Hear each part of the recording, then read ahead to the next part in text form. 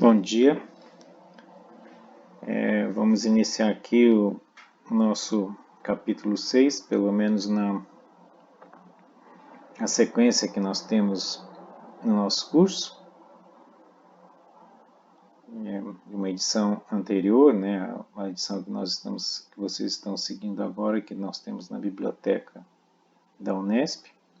Primeira lei em termos de fluxo de volume de controle. Então, nós vamos distinguir o que é um sistema, o que é um volume de controle, nós já falamos antes. E fluxo. Fluxo aqui é usado como escoamento, se bem que a palavra talvez não seja a correta, né? Fluxo significa vazão por unidade de área. Eu tinha um professor na pós-graduação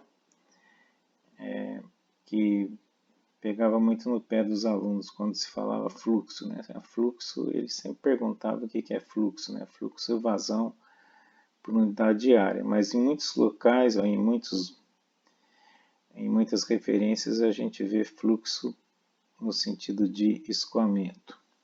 Então, vamos lá. O sistema, a massa é constante. Nós falamos nas primeiras aulas para vocês. E o volume de controle, a massa pode variar com o tempo. Então, eu dei um exemplo, a nossa sala de aula é um volume de controle, né? Você tem a massa dentro da sala de aula, vai variando conforme os alunos vão chegando, né? Vai aumentando e vai diminuindo conforme os alunos vão saindo.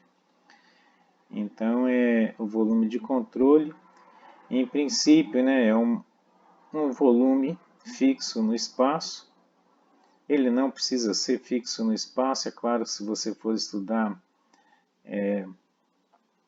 o que ocorre quando um foguete está voando, por exemplo, seu volume de controle vai em volta do foguete, o foguete está voando. Então é um volume de controle que se você tiver aceleração, não tiver, que é o caso, é um volume de controle até não inercial, ok?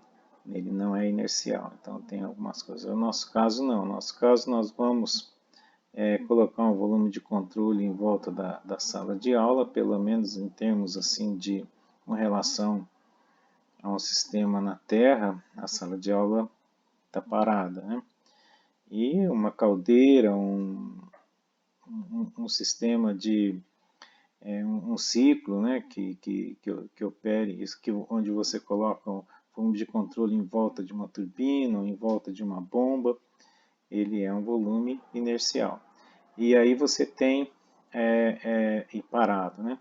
Aí você tem entradas e saídas, aqui ele quer dizer uma coisa geral, né? Você pode ter trabalho, aqui está mostrado com uma força externa, né? que pode... Então você tem energia e massa entrando e saindo, tá? E aí vamos considerar o volume de controle mostrado nessa figura, tá? A taxa de variação é entrada menos saída. E aí vocês veem, no caso de massa, por exemplo, massa é fácil de você ver.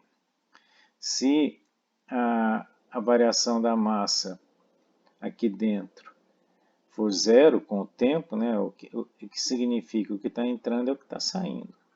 Tá? O que está entrando em termos de massa é o que está saindo. Você pode ter uma transformação de fase aqui, você pode ter uma transformação devido à reação química. Entra aqui combustível mais o ar e aqui sai produto de combustão. Tá? Mas se ele for um volume de controle onde o processo está ocorrendo em volume permanente, a variação da massa não é zero. Então, o que entra é igual ao que sai. Tá?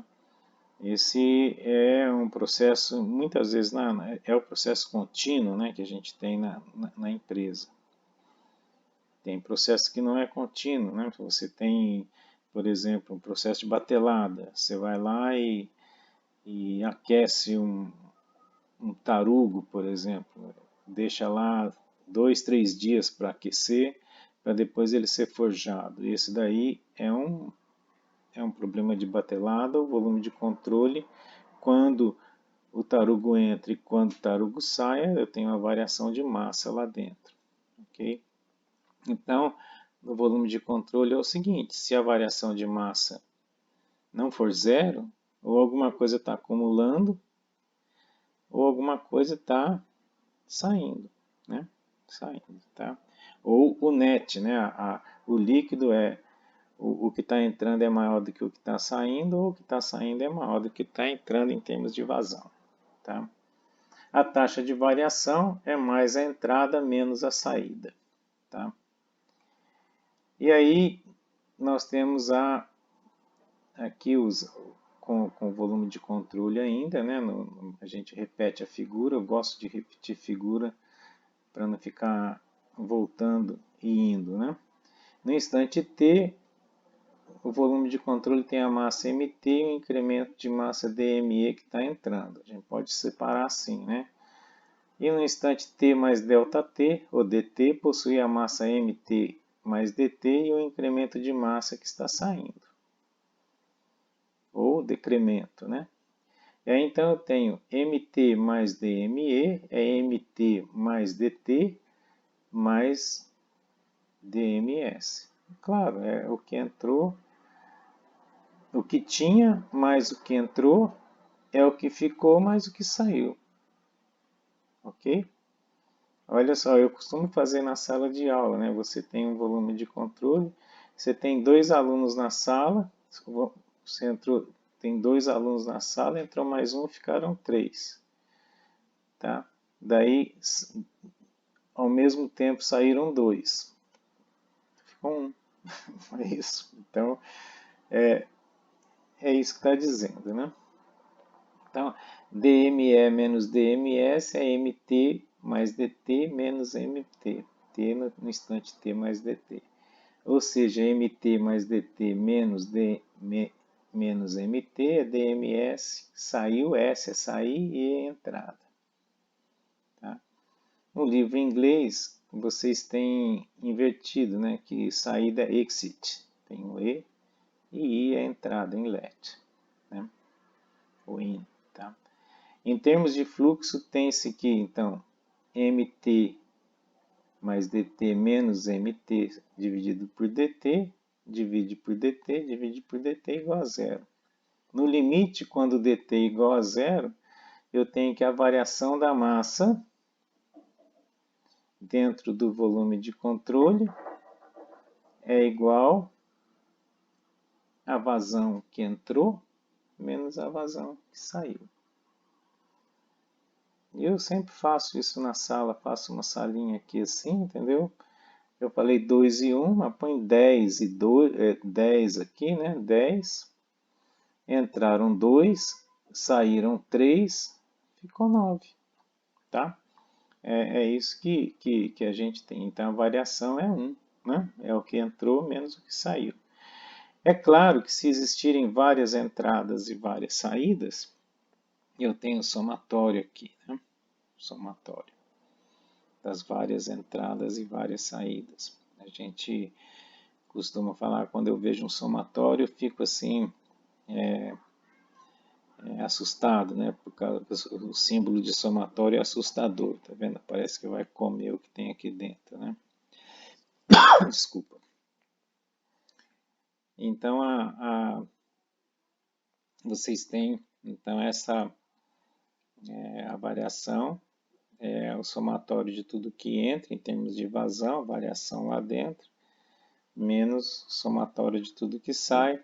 E essa, então, é a minha conservação de massa para o volume de controle. A gente pode até, vocês podem fazer aí um outro retângulo aí, né? Isso aqui é legal, né, de guardar, ok? Pode pintar aqui, isso aqui é bem tranquilo, né? A gente tem essa equaçãozinha aí. E aí, olha, se eu tiver escoamento uniforme dentro de um tubo, o que que eu faço? A massa que atravessa a superfície A, a velocidade é a mesma, né? Então é ρ, é dm ρa dx, tá? E aqui, o que que eu tenho? Rho é 1 sobre V, volume específico. Para dt indo para zero, eu tenho m ponto, que é dm dt, é ρ a dx dt. dx dt é a velocidade, tá? Então, aqui não é volume, é velocidade, tá? Talvez nesse caso aqui, tá? Nossa, como é que eu faço aqui? A caneta, né? Velocidade, ó, velocidade, não é volume, tá? Velocidade. Tá? Então, olha, m ponto para escoamento m ponto é ρ v vezes a área para escoamento uniforme dentro de um tubo e o v é a velocidade.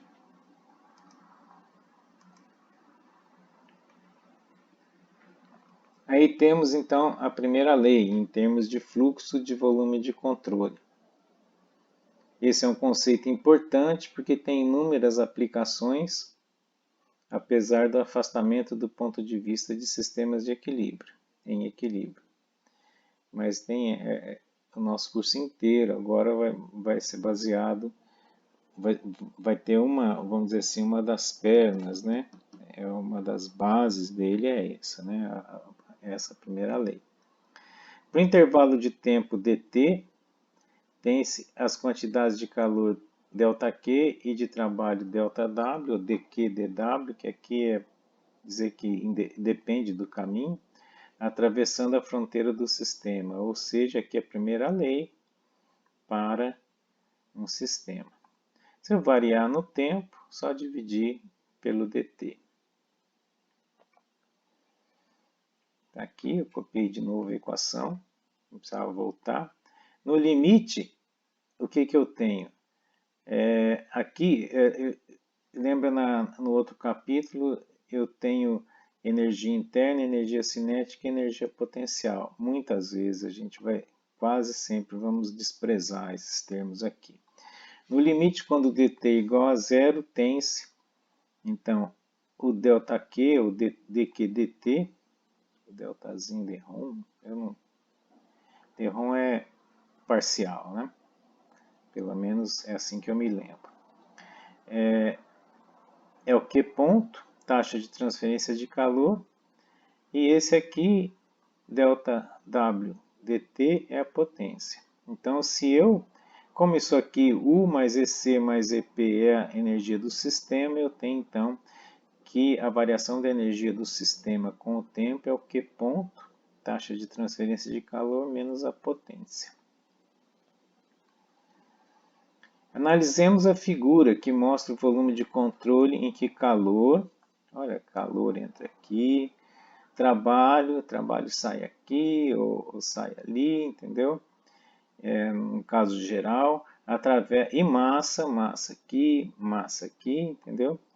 Atravessam a superfície de controle. A energia não pode ser criada ou destruída, de modo que a variação da energia no volume de controle só pode ser provocada pelas taxas de transferência de energia. Agora é necessário discutirmos a energia associada às vazões mássicas que atravessam a fronteira do volume de controle. E aí, olha, o fluido que atravessa a superfície de controle transporta uma energia por unidade de massa igual a essa aqui, né? Mas existe também, né, essa aqui é a energia que atravessa, mas existe o volume de uma outra energiazinha, né, que é a energia referente ao escoamento, né? O volume de controle precisa empurrar para as vizinhanças o fluido por ele descarregado. Para isso ele realiza trabalho, tá? Realiza trabalho. Então, ele precisa empurrar, tá ok? Para as vizinhanças. A taxa de realização de trabalho associada ao escoamento de um fluido que atravessa a superfície de controle, também conhecida como taxa de trabalho de fluxo. Olha o fluxo aqui aparecendo de novo, né? Pode ser calculada através da pressão local, da velocidade local e a área de seção de escoamento. Então, esse trabalho de fluxo é FV, que é o F, o que é? É o PDA, né? PDA, mas é integral, né? Integral porque ele pode variar, né? Conforme está na área. Então, vai ficar aqui, se eu tirar a pressão, esse VDA é a vazão, aqui é a velocidade de metro por segundo, é a vazão volumétrica, tá? Que é então P volume específico vezes a vazão de massa, ok? Então aqui, se for metro por segundo, aqui é metro quadrado, eu tenho então que o meu V ponto é metro cúbico por segundo. Tá? E como eu quero transformar em vazão de massa, só basta multiplicar pelo volume específico, né? Que eu tenho aqui a vazão de massa é quilograma por segundo, e aqui é metro cúbico por quilograma.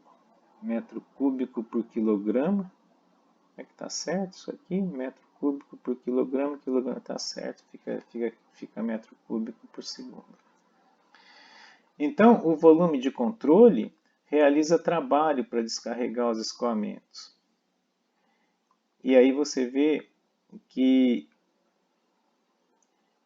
para descarregar os escoamentos, e as vizinhanças realizam trabalho para que exista o escoamento para dentro do volume de controle. Quer dizer, eu tenho tanto para descarregar e escoamento para dentro, né, na saída e na entrada. Tá? E aí o que acontece? O trabalho de fluxo na fronteira do volume associado ao fluxo vai ser o que? Vai ser a energia mais o trabalho específico. Mais o trabalho específico. Está aqui, né? PV. Então, quando eu tenho um volume de controle, aparece junto com o termo da energia, que é esse aqui, ó. Desculpa, né? Esse aqui fica fora, que é esse aqui, né? Esse aqui, desculpa, tem que apagar isso aqui, ó. Tá? Mas aparece mais esse aqui, que está riscado aqui, né? Que está riscado. Então, olha, eu tenho como U mais PV, deixa eu ver se eu posso apagar esse negócio aqui, borracha, tá aqui, então eu vou apagar aqui, tá? Aí, tá? Esse aqui, ele fica de fora, tá vendo? Pera aí, tem que voltar a caneta aqui, ó. Esse aqui ele fica de fora, né? Ele fica de fora. Deixa eu pegar a borrachinha aqui de novo para apagar esse negócio aqui, tá? Então tá aí, ó, tá? Então vai ficar o que? U mais PV é H. Lembra que a gente fez a definição disso? E aí acontece que na primeira lei, em termos de fluxo de volume em volume de controle, em vez de eu ter o U, eu tenho o H.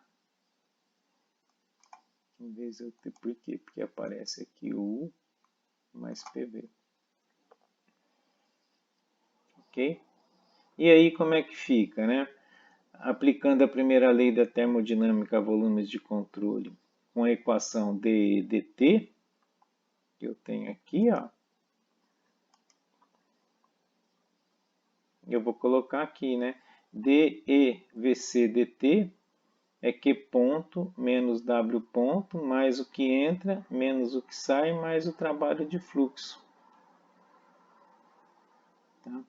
Por quê? Porque eu tenho a energia que vem menos a energia que sai, o trabalho de fluxo, combinando com a equação que a potência de fluxo, né? A potência é PVM ponto, aí vai, olha, aqui vai na entrada e vai na saída. E aí colocando a energia como sendo U mais um meio de ρV2 mais GZE e somando com esse aqui, ó, eu tenho então, olha só, o U somando com esse dá o HE. Aqui dá o HS. Tá? Olha só como é tranquilo isso aqui. Só entrou um trabalho de fluxo aí, né? E aí eu tenho então, podemos definir um volume de controle global que apresente, deixa eu colocar aqui a minha canetinha de novo, várias seções de alimentação e descarga, ou várias entradas e saídas. Assim, torna-se necessário realizar a somatória dos termos associados aos volumes de massa, aos fluxos de massa e à forma final da primeira lei da termodinâmica. Tá, é esse aqui. Quer dizer, eu simplesmente somei, fiz o somatório aqui. E aí a gente passa mais um aqui, né, que é, então eu tinha lá a expressão para massa, para variação de massa, né, e aqui eu tenho para variação da energia. Aí vocês vão falar, nossa, essa equação aqui dá vontade de sair correndo, né, eu sempre falo para vocês, né. A gente sai correndo, acha um buraco perto da Dutra, coloca a cabeça no buraco, daí assim, nossa, mas não é tão difícil assim. Daí volta correndo para a sala de aula, né, para ver os exemplos. Exatamente, para ver os exemplos, porque nos exemplos nós vamos ter uma entrada só, tá? Vai o somatório vai embora. Nos exemplos a gente vai ter sem trabalho, vai ter sem calor ou sem trabalho, vai ter isso aqui vai para zero, energia cinética e energia potencial são desprezíveis, tá? E aí o processo é permanente, tá? O processo permanente é a variação de energia zero. Então, não se assustem. Essa, vamos dizer assim, uma prova sem consulta, a equação que vai aparecer para vocês lá é essa aqui, vai aparecer como auxílio, tá? Como auxílio, tá? E aí nós temos, ó, processo em regime permanente. Processo em regime permanente. O volume de controle não se move em relação ao sistema de coordenadas. Tudo bem, já tinha lá. O estado da substância em cada ponto do volume de controle não varia com o tempo. Tá? Então, em cada ponto, o estado da substância em cada ponto. Em cada ponto, pode variar de ponto para ponto. Tá? O fluxo ou escoamento de massa e o estado dessa massa em cada área discreta de escoamento na superfície de controle não varia com o tempo. As taxas com as quais o calor e o trabalho cruzam a superfície de controle permanecem constantes. E aí, se o volume de controle não se move relativamente ao sistema de coordenadas, todas as velocidades medidas em relação àquele sistema são também velocidades relativas à superfície de controle, e não há trabalho associado com a aceleração do volume de controle. Quer dizer, é um volume de controle não inercial, a gente não tem, vamos dizer assim, não é alguma coisa em volta de um avião voando ou de um foguete voando, né? Se o estado de massa em cada ponto do volume de controle não varia ao longo do tempo, eu tenho a variação de massa do volume de controle com o tempo é zero, quer dizer, o que entra é o que sai, e a energia também não varia dentro do volume de controle. Então, como é que fica a equação? A equação as equações que eu passei um retângulo em vermelho em volta. Conservação de massa, o que entra é o que sai, tá? O somatório, várias entradas e várias saídas. A primeira lei da termodinâmica, aquele dVc dt fica zero, então vai ficar o calor, mais energia associada à entrada, é o trabalho, mais energia associada à saída. Em termos de potência, né? Em termos de potência, né? A potência de trabalho, quer dizer, é a potência. Tá? A hipótese de que várias vazões, estados e taxas com as quais calor e trabalho à superfície de controle permanecem constantes requer que cada componente presente nas equações anteriores seja constante com o tempo. Isso significa que a aplicação das equações anteriores é independente do tempo. É regime permanente. Muitas aplicações, tem mais algumas simplificações aqui. Muitas das aplicações do modelo de processo em regime permanente são tais que há apenas um fluxo entrando e um saindo do volume de controle. Para esse tipo de processo, eu tenho aqui a conservação da massa, quer dizer, o M ponto que entra e o M ponto que sai é o M ponto. Tá? Apenas uma entrada e uma saída. E a primeira lei da termodinâmica, não preciso do somatório. Tá aqui, ó, não preciso do somatório, tem um só. Tá vendo que olha só, aquele que fez a gente correr e enfiar a cabeça no buraco, tá? Já está ficando mais palatável, né? Mais palatável aqui, né? E aí, se a gente definir que o Q ponto VC sobre M ponto, a vazão máxima, e o trabalho específico é isso aqui, né? O trabalho, a potência dividido pela vazão, a primeira lei fica isso aqui, ó. Eu não sei, precisava, né, ter, mas está aí, tá? Só a definição, ele vem direto daqui, tá? Ok, gente? Então, aí a gente tem o primeiro exemplo. Olha que legal. Tá?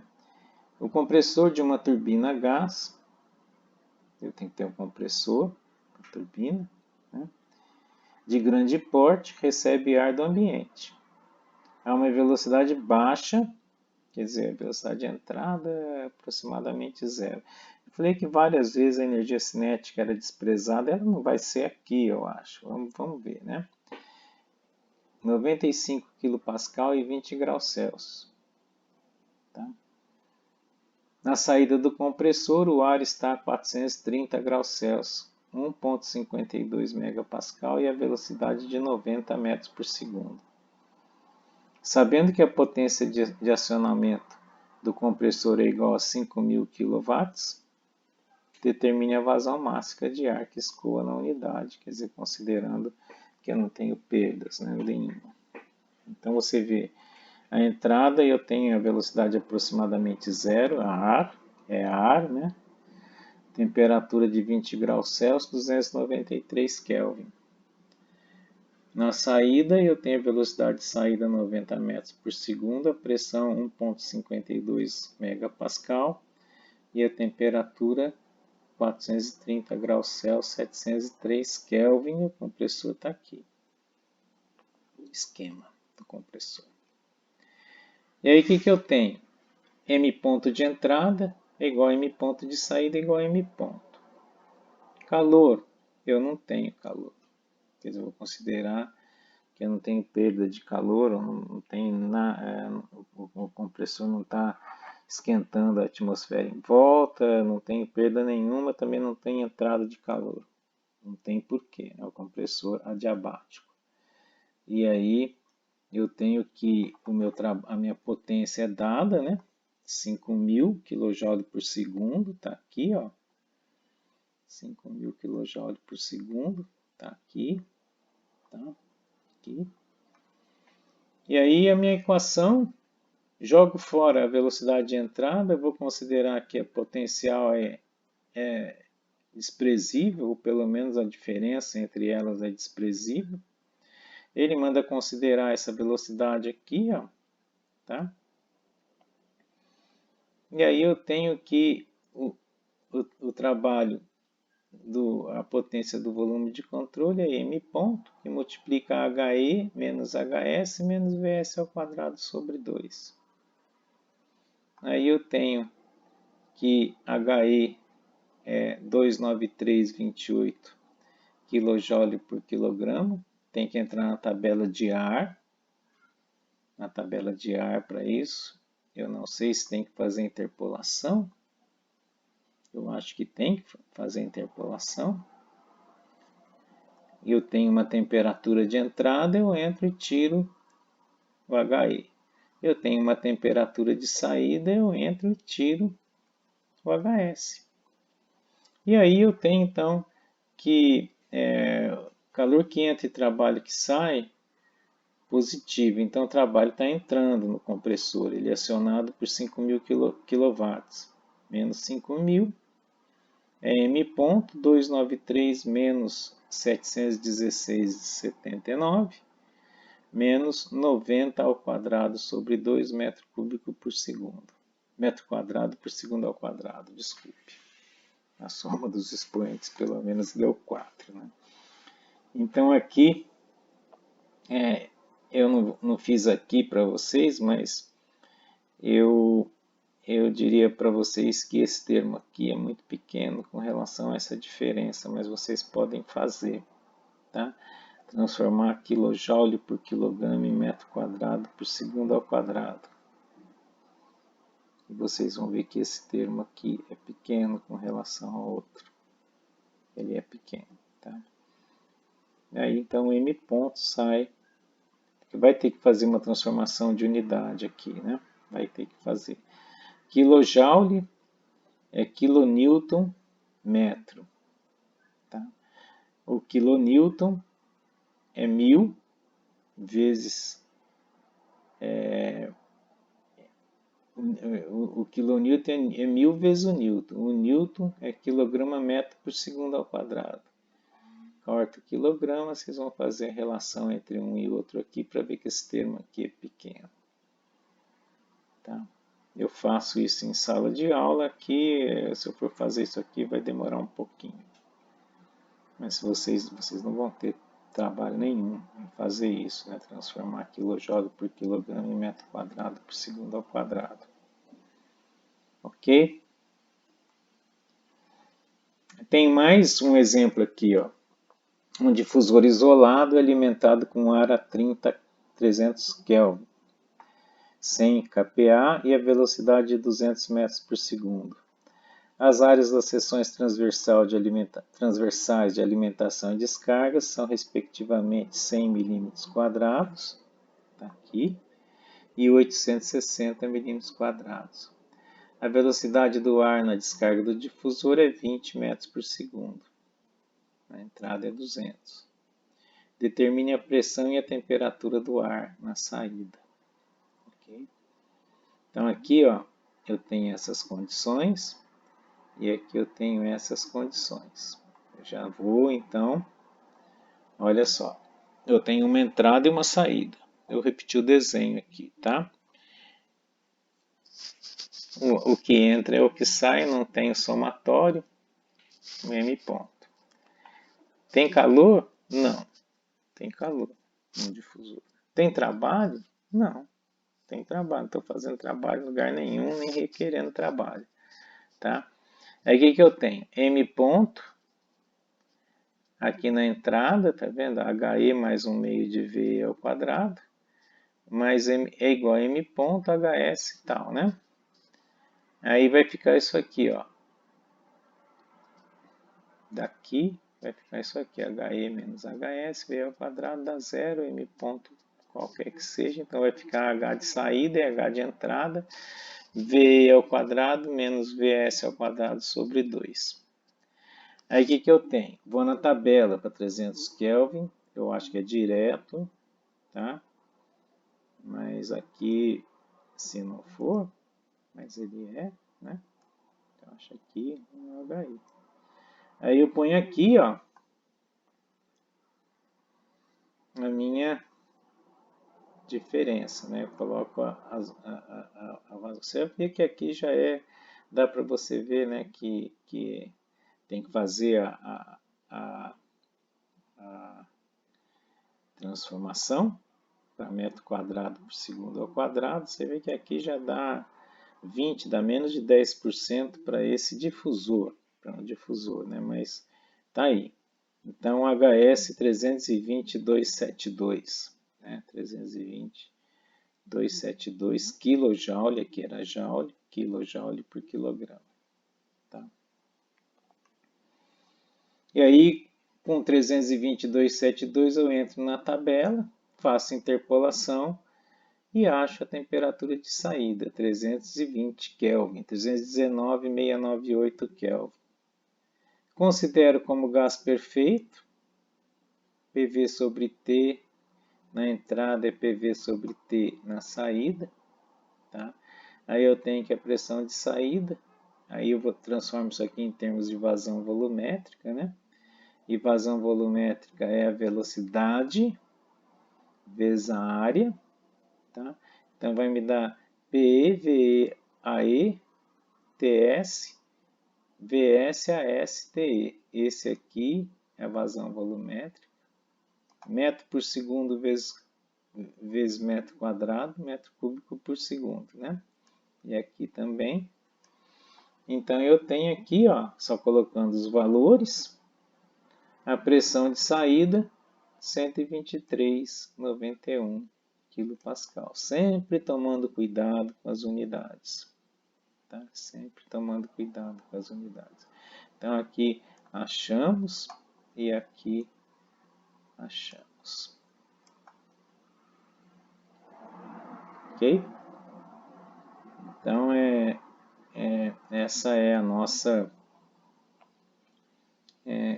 exemplo. Mais um exemplo aqui para a gente não perder o correr da carruagem, né? Uma turbina alimentada com 100 kg por segundo a 15 megapascal e 600 graus Celsius de vapor de água. Tá aí. Em um estágio intermediário, quer dizer, quando a pressão for 2 megapascal, é realizada a extração de 20 kg por segundo a 2 megapascal e 350 graus Celsius. O restante é descarregado em 75 kPa com o título de 95%.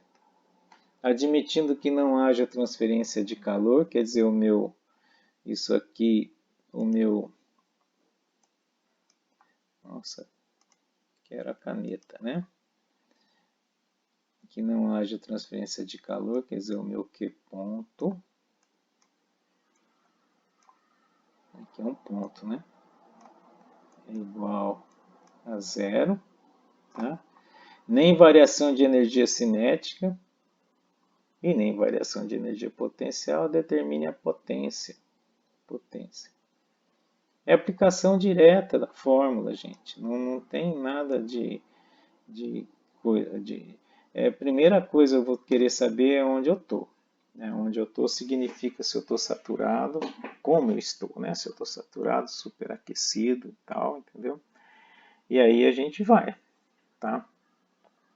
Olha só, aqui eu tenho M ponto de entrada, que é 100 kg por segundo. Tirei 20, quanto que sobrou de M ponto 3?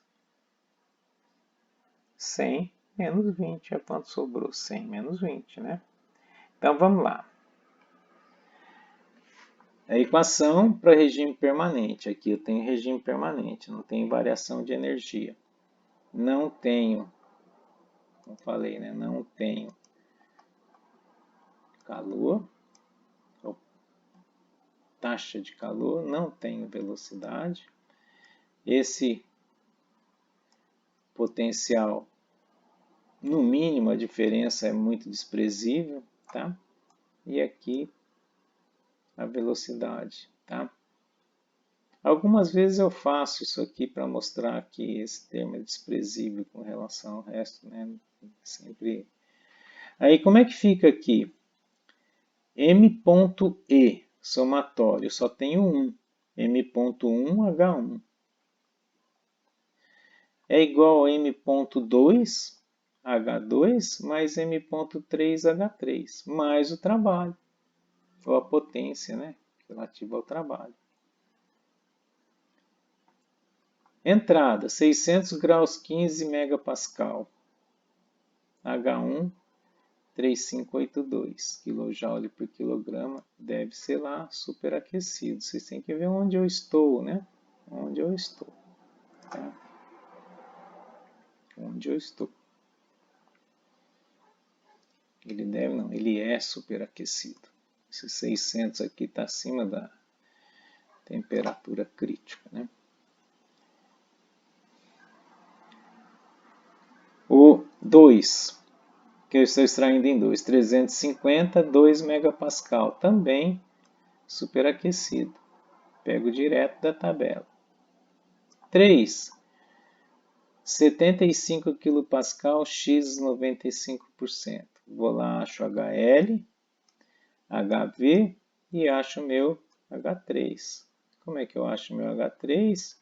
X é igual a H3 menos HL sobre HV menos HL.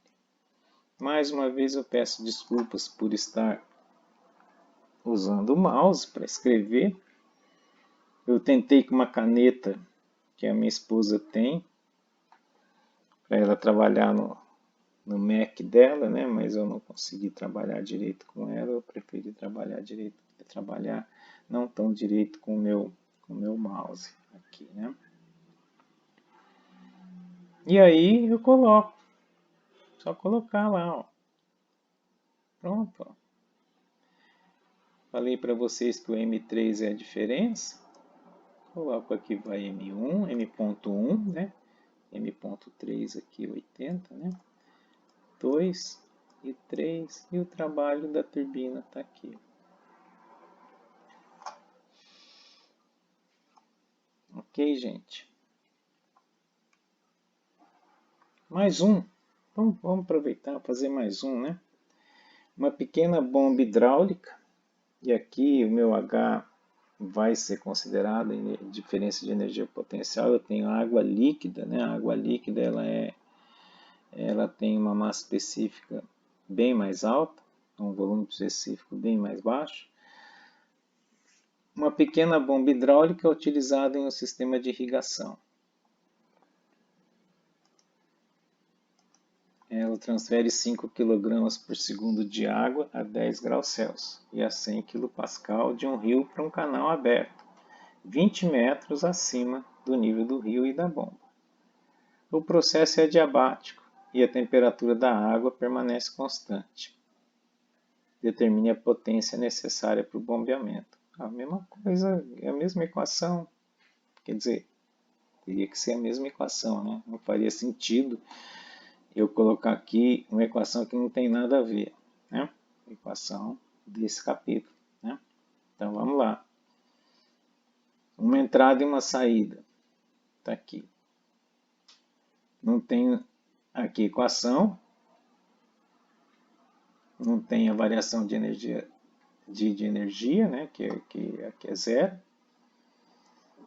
Aí a entalpia da água é igual a entrada e saída, porque eu estou em 10 graus e é líquido.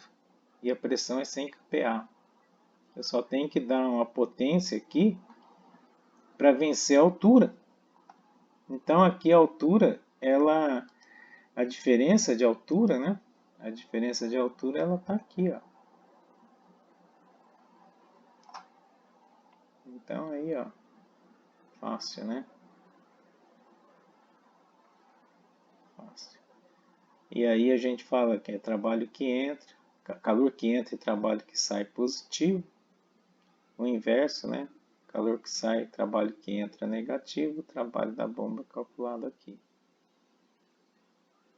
Ok? Ok até agora, né? Acho que aí nós vamos parar por aqui, né? Já estamos aí com quase 45 minutos de aula. e nós vamos voltar na parte 2 com esse exemplo. Ok? Então, muito obrigado por enquanto.